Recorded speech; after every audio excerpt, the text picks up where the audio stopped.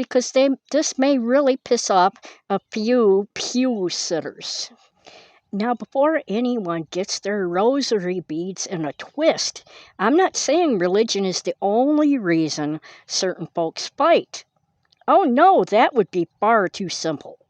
Historians, bless their fact-checking hearts, were about as rare as a quiet Sunday morning in my house. Actually, I live in an apartment. Anyway, usually religion just hops on board as a really convenient justification or a super emotive rallying cry for conflicts that are actually about power, land, and who gets to be king of the castle. But boy, has Christianity lent its name to some doozies. Let's roll the tape, shall we? First up, the Crusades between 11th and the 13th centuries, the medieval equivalent of a Holy Land grab, initiated, supported, and sometimes even directed by the Latin Church. Their stated goal? To recover the Holy Land from Islamic rule. But let's be real. There was also a hefty dose of political expansion, economic interests, and my personal favorite, the desire for spiritual merit. Because what better way to earn points with God than by, well, immense bloodshed and destruction in a foreign land? The animosity they caused is still echoing today. Good job, Team Jesus. Then came the Protestant Reformation, and Europe apparently decided that disagreeing on how exactly to worship the same God was a perfectly valid reason to annihilate each other. We're talking about European wars of religion in the 16th to 17th centuries. The German Peasants' War between 1524 to the year 1525, supposedly about Christian liberty and justice, turns out peasants wanting better lives backed by a bit of spiritual justification aren't always great for the status quo. Shocking. The French Wars of Religion in 1562 to 1598, intense sectarian violence between Catholics and Huguenots, the French Protestants. Think sibling rivalry, but with swords, massacres, and political chess. The 30 Years' War between the years 1618 and 1648. Oh, the granddaddy of European squabbles. It started as a Protestant versus Catholic spat within the Holy Roman Empire, but quickly escalated into a continent-wide bloodbath. Religion was just one ingredient in a very messy stew of dynastic ambition and territorial greed. So much for love thy neighbor. And let's not forget the Reconquista between the 8th and 15th centuries, a century-long divine eviction notice where Christian kingdoms reconquered the Iberian Peninsula from Muslim rule. Framed as a religious crusade, but also a convenient way to expand territory and consolidate power. Who knew faith could be so profitable?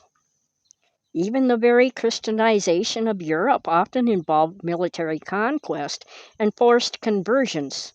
Anglo-Saxons, Franks, the Northern Crusades, all got a taste of accept Jesus or else. It's almost like they weren't asking politely. And for the grand finale, colonialism and missionary efforts from the 16th century onwards. European colonial powers often sent missionaries right alongside their economic and political expeditions. While some genuinely wanted to spread the faith, others used religious language to justify expansion, resource extraction, and the subjugation of indigenous populations.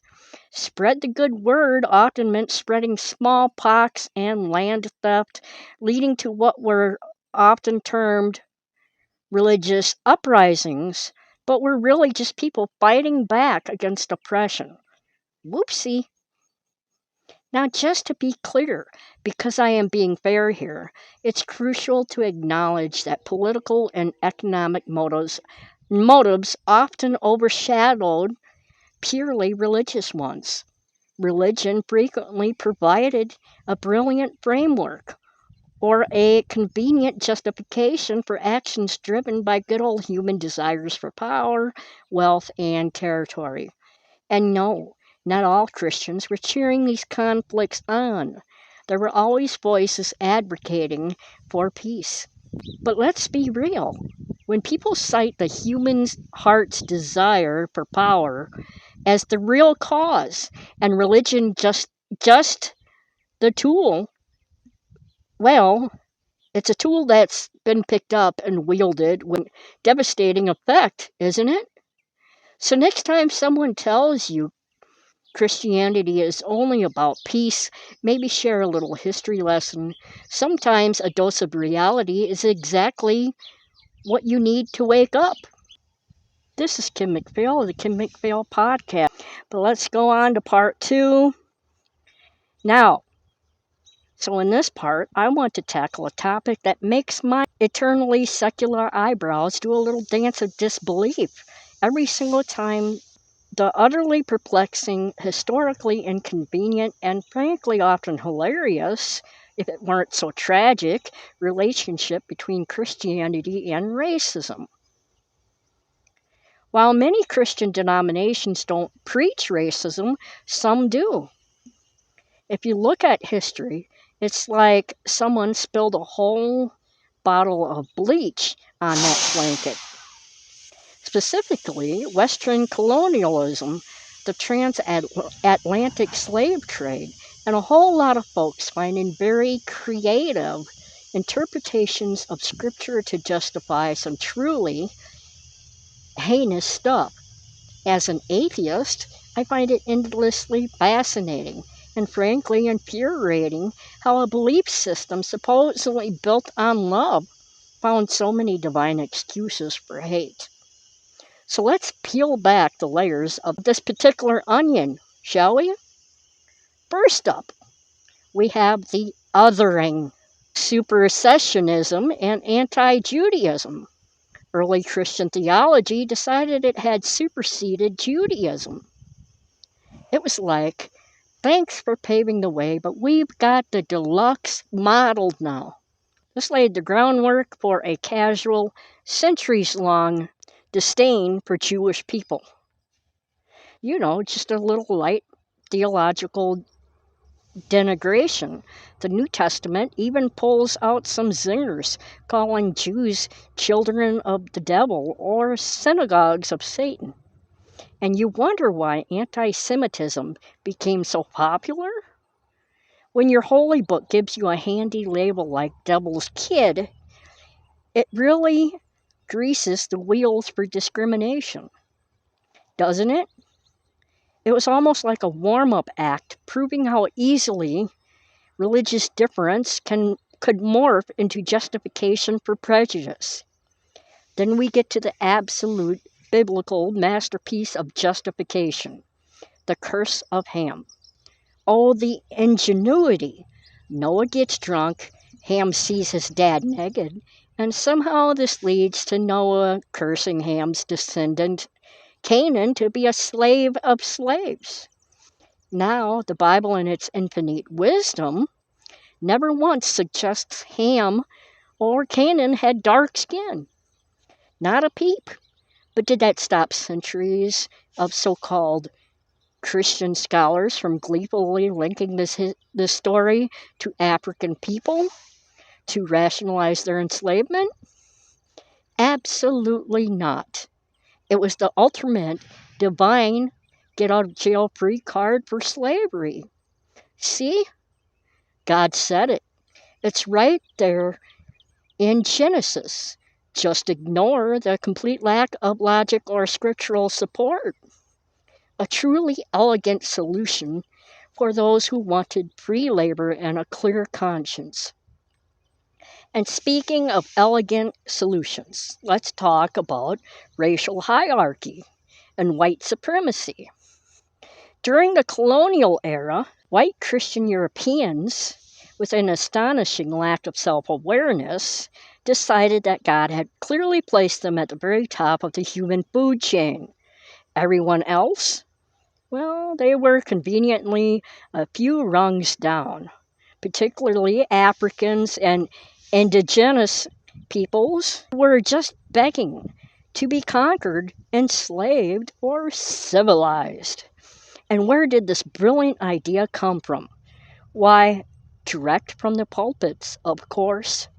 Churches like the Southern Baptist, Methodist Episcopal Church, South and Southern Presbyterian Church didn't just passively accept slavery, they were practically its cheerleaders, founded on or actively supporting the institution.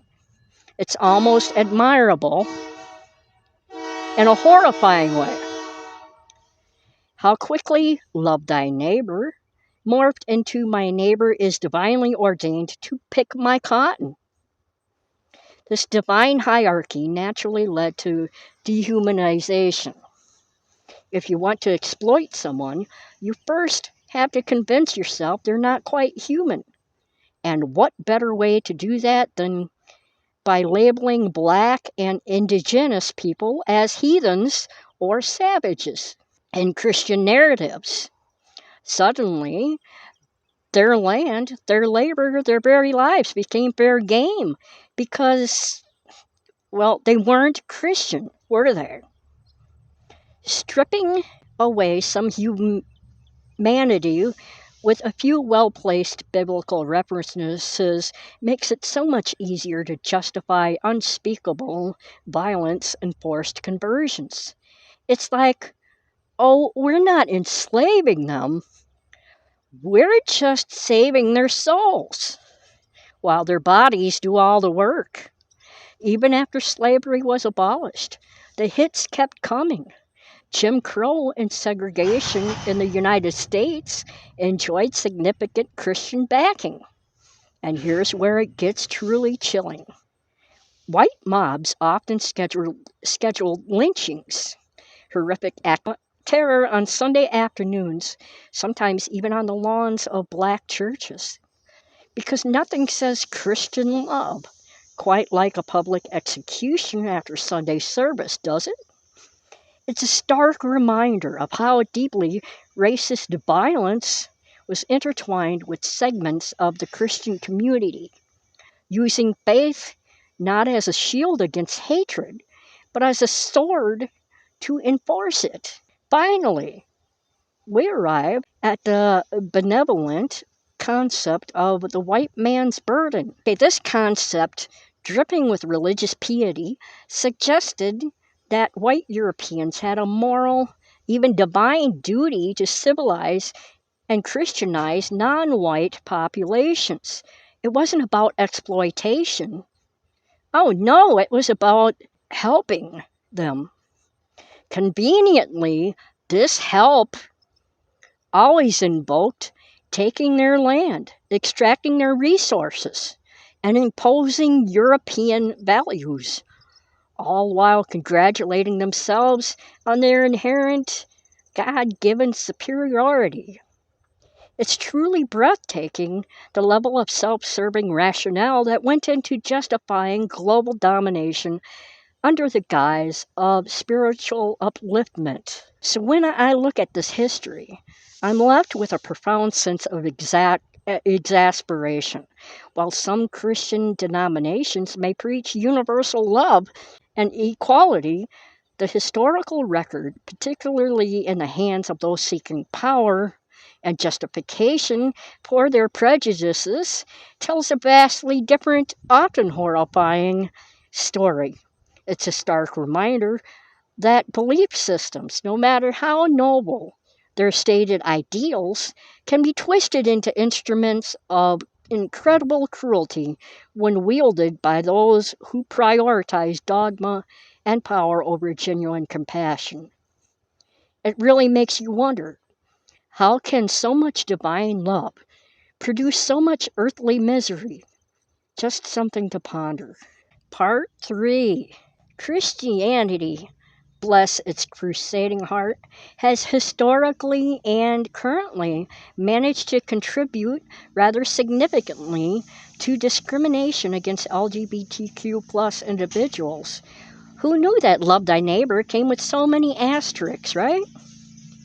Now, I'm not talking about the kind, inclusive Christian who generally embodies compassion. No, I'm pointing out my metaphorical finger squarely at those who weaponize their faith, specifically through certain biblical interpretations and traditional views on sexuality and gender. It's like they read a menu for life and decided to order only the parts that make other people uncomfortable. First up on the Comedy of Errors tour, what LGBTQ plus advocates brilliantly call the clobber passages. These are a few specific biblical verses that conservative Christians clutch onto like a drowning man to a life raft, claiming they directly condemn same-sex acts. We're talking Leviticus chapter 18, verse 22, and chapter 20, verse 13, where it's all don't lie with a male as with a woman, and the delightful addition of they shall surely be put to death. Charming. Then there's Romans chapter 1, verses 26 and 27, where Paul gets all hot and bothered about unnatural sex acts, which naturally gets interpreted as a divine thumbs down to same-sex relationships. And let's not forget 1 Corinthians chapter 6, verses 9 and 10, and 1 Timothy chapter 1, verses 9 through 10, with their vague lists of vices that somehow, through the magic translation and bias, become explicit condemnations of homosexuals or sodomites. It's almost as if ancient texts, when interpreted literally and without any pesky broader historical or theological context, can be conveniently molded to justify whatever prejudices you're feeling today. Who needs scholarly debate when you have selective outrage? Beyond the dusty scrolls, many Christian traditions are absolutely obsessed with traditional gender roles and heteronormativity. Apparently, the divine architect had very specific ideas about who gets to use which bathroom, and marriage is exclusively between a man and a woman for the sole purpose of procreation. Anything else? Inherently sinful, unnatural. It's like God designed a grand cosmic IKEA furniture set. And if you try to assemble it in any way other than the diagram, you're not just voiding the warranty. You're apparently incurring divine wrath. This brings us to the delightful sin and morality framework. For some Christians, simply existing as an LGBTQ plus individual isn't just a deviation, it's a moral failing, a sin that needs to be repented of, or even worse, cured. Imagine waking up one day and being told your very essence is an abomination. This framing predictably leads to oceans of shame, guilt, and outright rejection for LGBTQ plus individuals trying to navigate their lives within religious communities and even their own families. It's a spiritual guilt trip 24/7. Now, let's talk about history's grand ironies. Colonialism and missionary influence. It's not enough to conquer lands and extract resources. No, you also have to export your particular brand of sexual hang ups. Much of the globalized anti LGBTQ sentiment, especially in formerly colonized nations, was imported directly via Christian colonialism.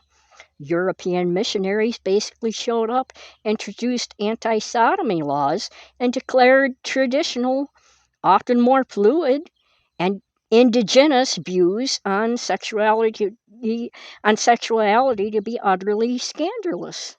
Nothing says Jesus loves you like criminalizing a part of your culture. And why all this fuss? Well, some historical and contemporary analysis suggests it's fueled by simple fear and control. Fear of the other, fear of anything that disrupts the established order, and a good old fashioned desire for social control. It's easier to manage a flock if they're all marching in step, isn't it? This, of course, combines beautifully into the rhetoric of recruitment and threat to family values. Oh, the sheer paranormal LGBTQ plus individuals are portrayed as some sort of deviant cult, hell bent on converting innocent children and dissolving the very fabric of society. It's a classic fear mongering tactic, often employed by conservative Christian groups, designed to whip up a frenzy of anti LGBTQ plus sentiment, as if someone just wakes up one day and decides, I think I'll join the gay agenda and threaten some families today. And finally, the ex gay and conversion therapy movements. These movements, deep fried in conservative Christian beliefs, claim to magically change a person's sexual orientation or gender identity through prayer, counseling, and other equally effective methods. Medical and psychological organizations overwhelmingly denounce this garbage because, surprise, it causes significant harm. It's the spiritual equivalent of trying to turn a cat into a dog with positive affirmations and a lot of scolding. It doesn't work, and it's just cruel.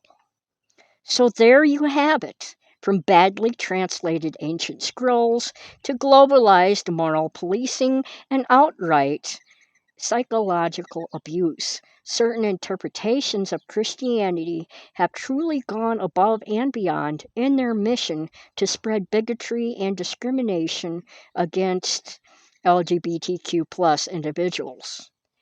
How faith promoting love can so consistently produce such profound intolerance. Just something to ponder as you navigate your own perfectly natural existence. In part 4, we're diving headfirst into a topic as complex as it is, well, occasionally infuriating: the involvement of Christianity in politics. Has Christianity ever done anything positive in politics? I'm sure somewhere, sometime, there was a nice bake sale that also influenced public policy for the better. Probably. But let's be honest. That's not why you're here, is it? You're here for the juicy bits, the dramatic flair, the glorious, groan inducing train wreck that is the negative impacts. And, oh boy, do we have a smorgasbord of sacred shenanigans to chew through. From my humble godless perch, it often looks less like divine guidance and more like a holy hot mess. First up on our tour of theological turmoil is the delightful historical trend of suppression of dissent and pluralism. back in the good old days when certain Christian institutions held all the political cards. Free thought was about as popular as a leaky roof during a deluge. Dissent? Oh, that was just a fancy word for a heresy. And heresy usually came complimentary bonfire. Choose other religious groups. Anyone with a brain cell that dared to wander off the prescribed path, they all got a front row seat to the intolerance parade. It really makes you nostalgic for the days when everyone just had to agree, doesn't it? Moving right along, we arrive at the ever charming theocratic tendencies. Bless their hearts, some folks just can't fathom a world where divine law isn't also the law of the land. Democracy? Separation of church and state? More like a polite suggestion if you ask some. And let's not forget the absolute joy of moral legislation and the imposition of religious beliefs. Because apparently, your uterus, your marriage, and everyone else's access to health care are all fair game for legislative decree, as long as it aligns with their specific interpretation of ancient texts. Abortion restrictions? Check. Anti-LGBTQ plus legislation? Double check. Reproductive health care being treated like it's a moral failing? Triple check. It's like they're playing a cosmic game of holier than thou, and the rest of us are just unwilling pawns. And what's more fun than a good old-fashioned argument? How about a perpetual culture war? In many Western democracies, particularly my stomping ground, the United States, Christian political engagement, especially from the religious right, has turned everything into a battleground. Abortion, LGBTQ plus rights, the very notion of secular public life. These aren't just policy debates anymore. They're holy wars. It's made constructive dialogue about as likely as finding a unicorn sipping a latte. The goal isn't compromise, it's conversion, or failing that, legal enforcement of their particular brand of piety. It's truly a masterclass in making everyone absolutely despise each other. This brings us to the subtle art of the erosion of secular governance. Why have a government for all when you can have one that explicitly favors one particular flavor of a sky daddy worshiper? It's designed ostensibly to protect everyone, but when the lines blur, it's often religious minorities or atheists like myself who get left out in the cold. And here's where it gets truly gut-bustingly hilarious, folks. The compromise of Christian values. You know, the good stuff like love thy neighbor and turn the other cheek. When Christianity gets all entangled with partisan politics, it seems those quaint notions often go out the window faster than a politician's promise. Hypocrisy, unethical behavior, a relentless pursuit of worldly power over spiritual principles. Oh, it's all just part of the divine plan, apparently. Just don't mention tax exemptions. And for the grand finale, or perhaps the terrifying encore, we have Christian nationalism. This little gem seeks to fuse national identity with a specific Christian identity. It's like a spiritual Make America Great Again, but with more crosses and less nuance. It births exclusionary policies, nativism, and quite often a worrying fondness for authoritarian tendencies.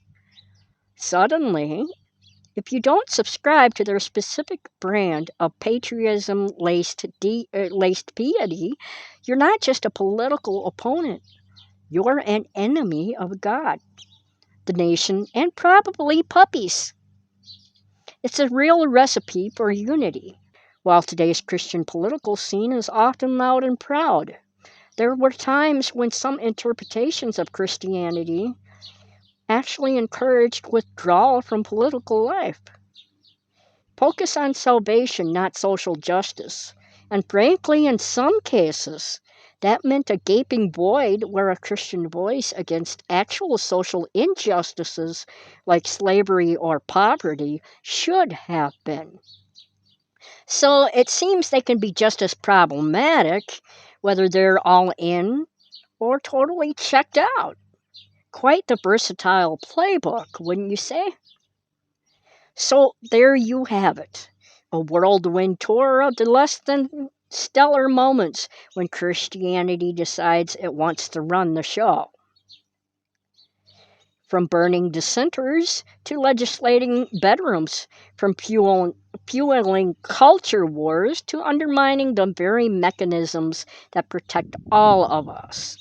The negative impacts are, shall we say, memorable. The irony is, for a faith that often preaches humility and compassion, its political manifestations can feel anything but. Personally, I'm rather fond of a government that serves all its citizens, not just the ones who share a particular denominational zip code. So next time you see a politician quoting scripture while advocating for something truly draconian, remember this little chat. And maybe, just maybe, let's keep Caesar stuff and God stuff in their separate, well-defined baskets. Because frankly, when they mix, it often just makes a big, sticky mess. This is Kim McPhail at Kim McPhail Podcast, ending today's episode. I hope you really enjoyed it.